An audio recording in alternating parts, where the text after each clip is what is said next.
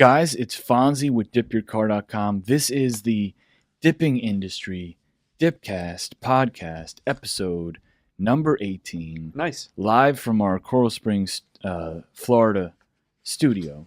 Fonzie from Dip Your Car. With me, as always, is Adam. Our sound engineer, Dan, is over there shuffling papers like he's got something going on. You'll have to edit that out or something. We'll bring that in. It makes it sound more professional. We've got an interesting show. We've got a couple business-related topics that we want to cover because we've gotten a couple questions. We want to bundle them together into a business-oriented segment. And then we've got our game show. Yeah, real exciting stuff. Boom. We wanted to incorporate a game show type element to the DipCast, really just so we have an opportunity to give more stuff away and have some listeners and fans kind of participate. So right. It's fun for us. We love doing stuff like that. So what exactly are we covering so that the fans and I know? Okay, so actually Christian had sent in a question last week that I posed to you, but you had said that was you wanted to dedicate that as like almost like a large segment of a topic. Yeah. So Christian is starting up a business in Japan, and he wanted to know whether DYC originally had or currently has investors. Yeah, well, yeah, I remember that. We wanted to kind of bring that into its own segment because it's a topic and it merits discussion. Right. And it's serious because when you start your own business, if you get off on the right foot, if you get momentum and you start finding success, other people are magnetically drawn to success. And some of those people have money. And the reason they have money is because they find people that are successful, attach themselves to them, and then invest money into their businesses. So that, you've got these guys out there, whether it be friends, family, entrepreneurs, whoever it is, if you find success, especially early on, and if you're doing something new, you're going to be approached by people that say, I'm willing to throw some money into your business. Let me help you grow. Let me help you advance. Let me give you some resources. And in return for that, they're going to want a part ownership of your business. You see it on Shark Tank every single week. I'm not big on Shark Tank. In the beginning, everyone's like, dude, you got to get on Shark Tank. I've watched 2 episodes of it, and I've really had an uncomfortable time both times. Personally, because I understand that there are people out there that need the help. And they need the resources, and they need that extra income to help take them to the next level.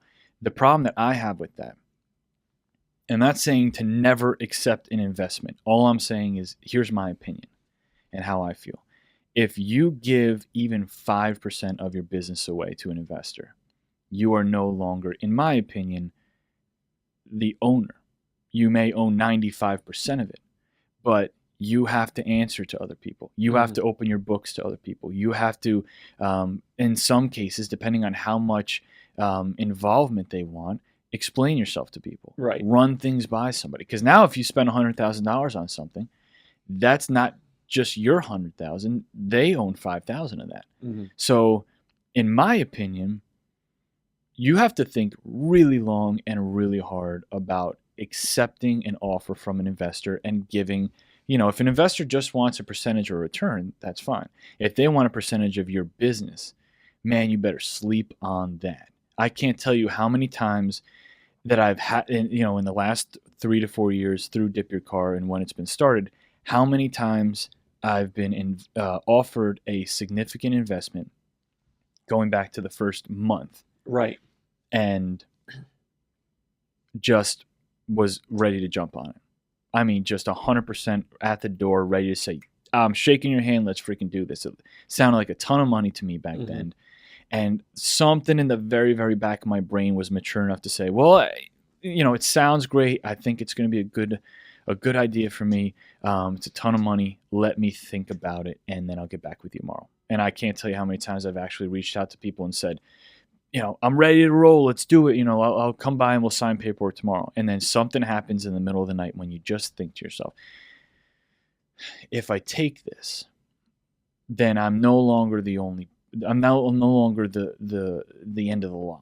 The only voice. Yeah. If you start a business with a friend or you start a business with a partner or whatever it is, you did that intentionally, did that from the get-go. You got an outside investor coming in. It's no longer your show. Right. And some things, if you believe in yourself, if you believe in yourself, it should be your show, because you should want to do things the way you want to do them. Mm-hmm. You should use your creativity, your passion, your drive, and most importantly, your vision to drive it. At the end of the day, if you're not the right person, your vision and your dream and the way you want to run things is not going to be good enough. Mm-hmm. And maybe businesses fail all the time, and that it is what it is. It's part of life.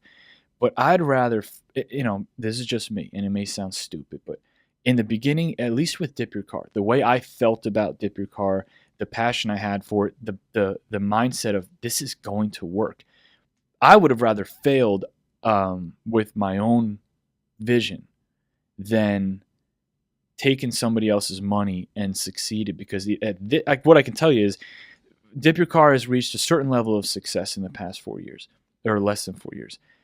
If I'm sitting here today and I shared the part of this business with someone that I didn't respect and I didn't get along with, and the person didn't give me the opportunity to run this ship and drive this boat the way I wanted to, I would be a very unhappy person. Mm-hmm. And right now I am a very happy person. I have the ability to run this ship and drive this bus exactly the way I want to, taking feedback and ideas from the successful people that are on the DipYourCar team. But at the end of the day, if I want to turn left, we're turning left. Mm-hmm. And I don't have to ask anybody. I don't have to check with anybody. And I'm basically, what I'm saying is, I'm really glad that, as tempting as it was, and some of those dollar amounts were pretty hefty, especially over the past 12 months. Right. With some large corporations coming saying, we want to be involved in DipYourCar. Let's take this thing global. Here's X number of dollars with X number of zeros. Let's grow together. Mm-hmm. And initially your brain clicks and you're like, oh, dude, yes. And then something inside you, if you really want to run it yourself, is like, dude, you know what? The bills are paid right now. I don't need to live in excess. The company needs the money more than I do, but I'm going to stick to what I'm doing. Mm-hmm. And some people think you're crazy, but money is valuable. Okay, obviously. But to some people, it's more valuable than anything. Maybe they can sleep at night just thinking about what's in their bank account. Mm-hmm. I love my life right now. I worked in the corporate world for 9 years, meaning, and Dan's worked in the corporate world for a long time. That means you don't make any decisions. That means you don't call any shots. You could do day-to-day decisions, and you can make, little pity-pat stuff. At the end of the day, though, you're not the one holding your own puppet strings. Somebody from 3,000 miles away can make a call that affects your daily living and your business that doesn't even know what the heck's going on. Mm-hmm. So, up at 7, I was in the office at 8 o'clock. I was out of the office at 7. It was a 2-hour drive. I didn't enjoy that. Mm-hmm. So I don't want to go back to that. If a large corporation comes in and purchases 40% of DipYourCar, then I'm essentially an employee again to a large corporation. Right. And you know what? I'd rather not have the money, run DipYourCar exactly the way that I want to, which has worked great so far. Mm-hmm. People appreciate that. And then, at the end of the day, I can go to sleep at night knowing if I succeed or fail, it's on me. Right.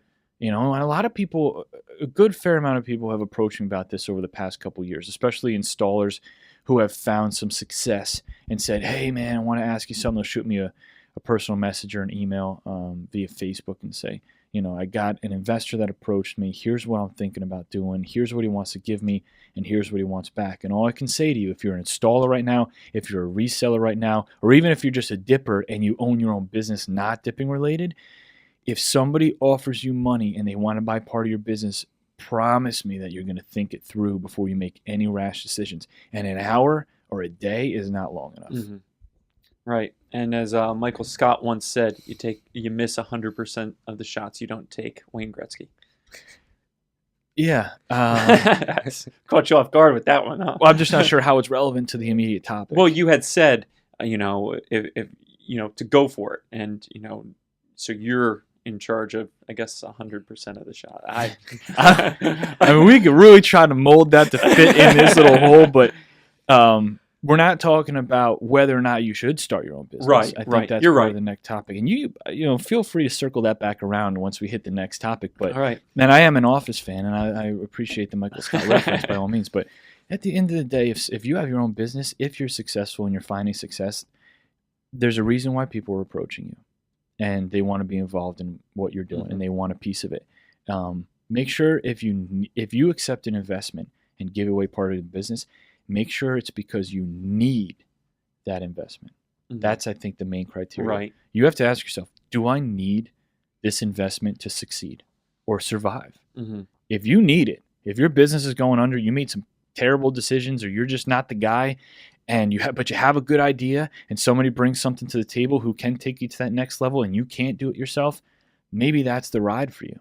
Maybe that's what your ride is. But if you're rocking and rolling right now, and you're setting the world on fire, you better think about before you give a piece of that away. And don't forget, 2% is in a lot of ways the same as 50%, because at the end of the year, at the end of the day, you're not just spending your own money. You're not just making your own decisions. So think that through.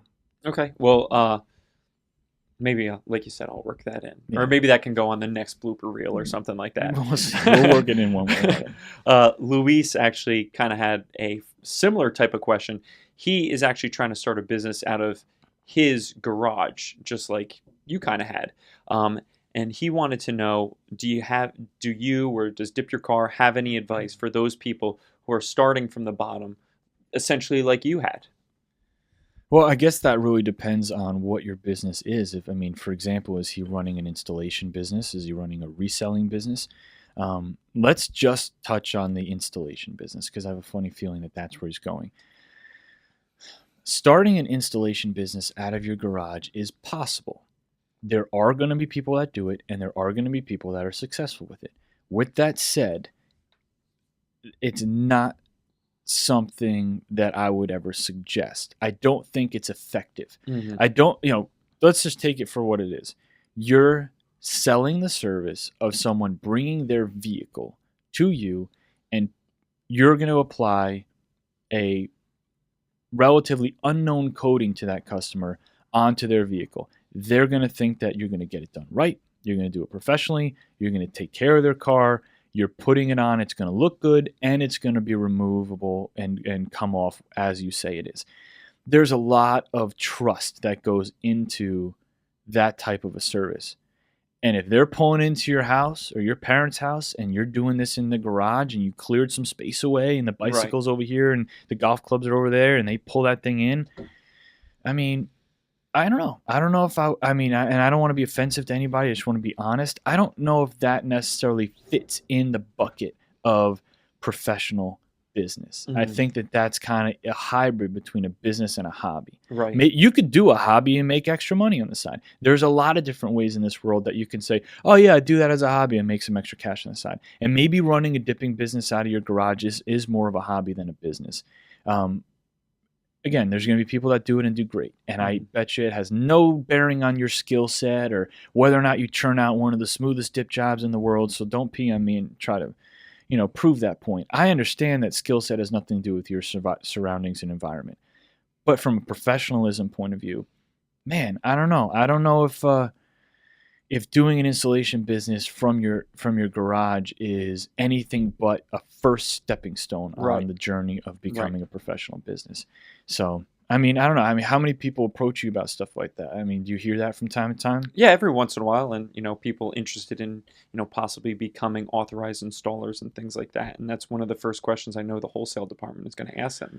That's one of the criteria. Yeah, Dan's the wholesale manager at the office. At this point, we get people that we get applications to become. Let's just focus on authorized installer right now. Dozens of those a day. And one of the criteria, like you said, is a verifiable commercial installation facility. Yeah. There's a lot of people dipping in their garages. Yeah, and unfortunately, we can't get you set up if you're dipping out of a garage. You got to have a commercial location, that's preferably zoned to spray those cars.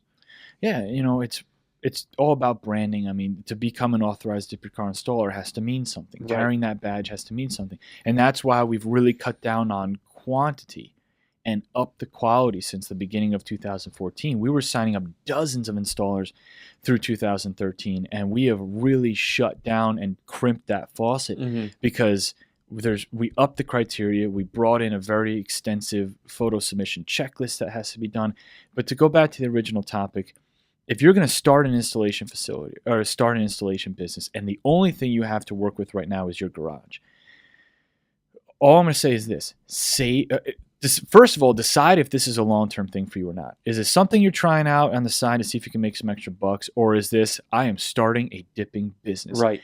If you decide that this is a long-term thing for you and you are making the commitment to do a dipping business, this should be, like I said, the first stepping stone for you. So you should put every dollar aside that you can. You should save as much as possible. And you should expect to get out of that garage and into an installation facility as soon as you can. Right. If you're expecting to carry the flag of a professional dipping installer, don't ride on the fact that I'll just be doing it out of my garage forever. Right. There's no reason to get out of it. And I got a couple cars a week, or I'm doing this because you want to be taken seriously. Right. You want to have the approachability of a professional. You want people to come to and feel secure and feel like this is the right thing for them to do. Start a business in your garage if you need to. And there's a lot of people on the dipping forums in the communities right now that started in their garage, their installation business in their garage.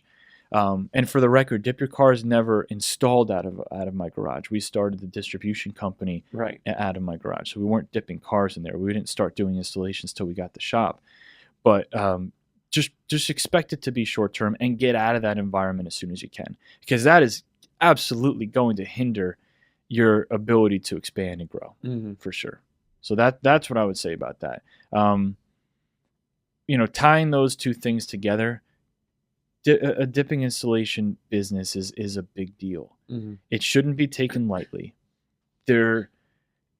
It's something that you're going to have to struggle with a little bit in the beginning, because you have to build your brand. You have to build your brand awareness, especially in your local area.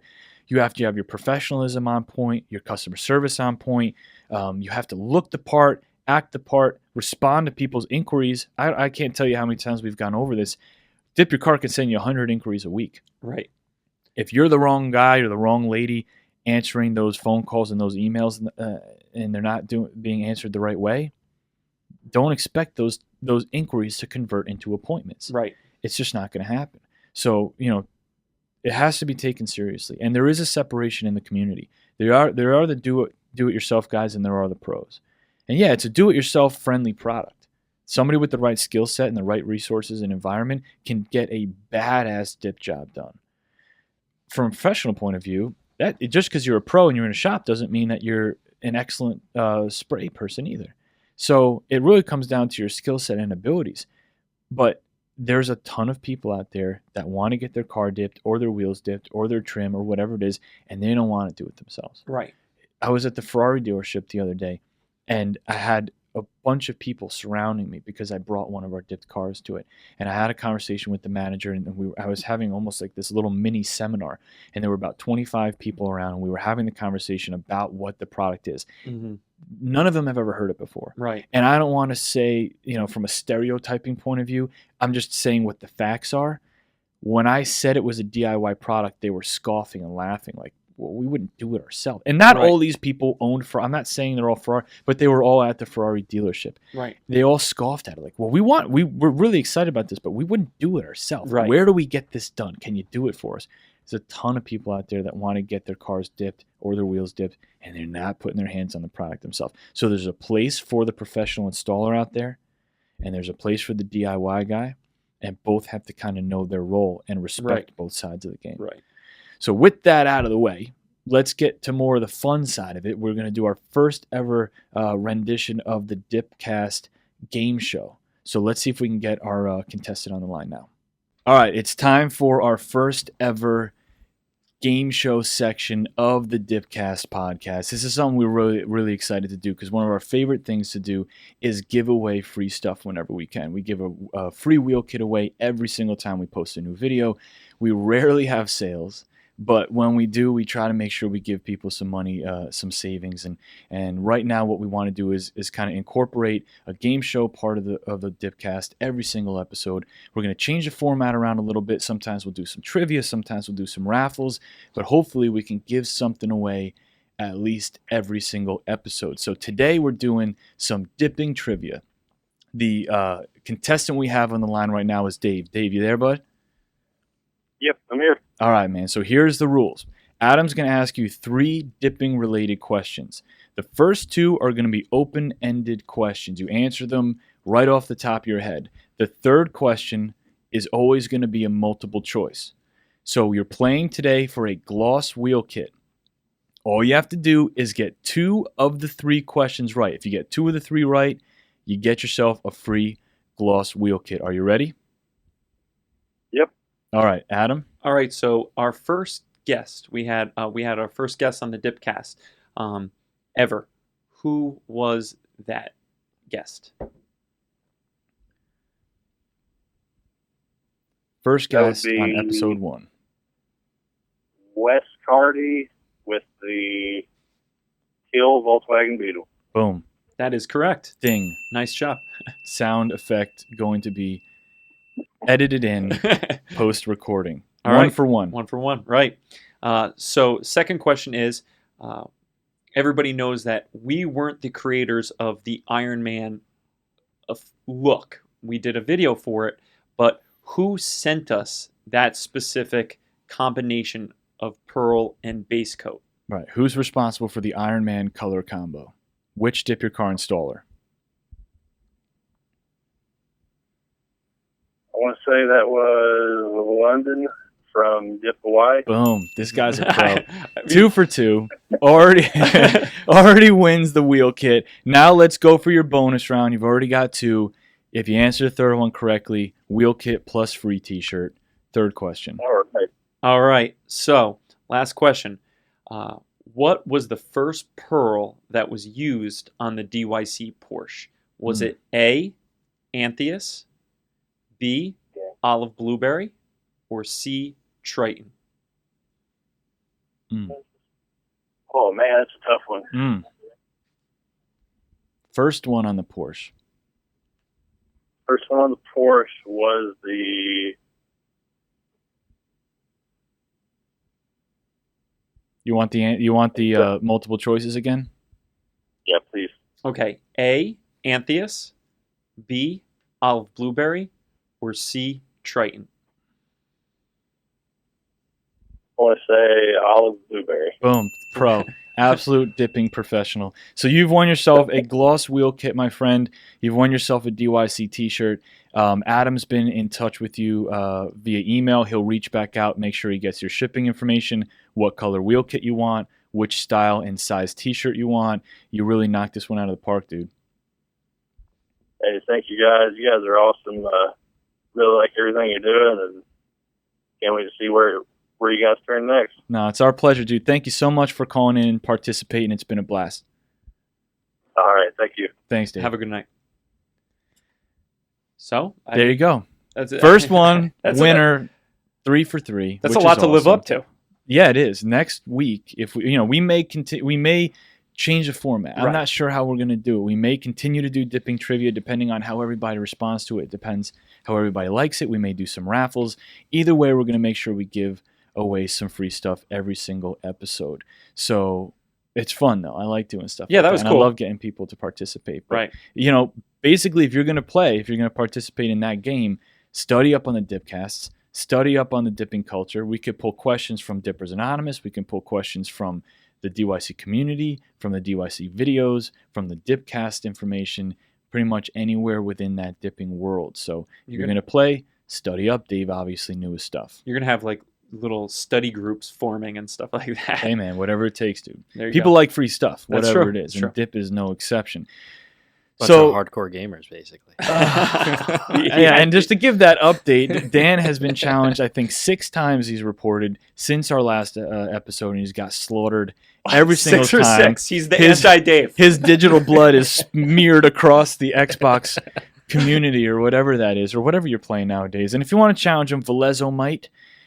He's not very good at any of the games he plays, but he talks a very big game. So, you got anything before we let everybody go? I mean, just maybe a little preview of next week's episode. Next week's episode, we will be covering the recent Dip of the Month winner and the featured installer of the month winner, which happened to be a really badass theme on the on a Porsche, that Martini theme, which was awesome, done by Undercover Coatings. So we're going to get that covered as well, and we had a lot of fun on this one. So we'll check you on the next episode.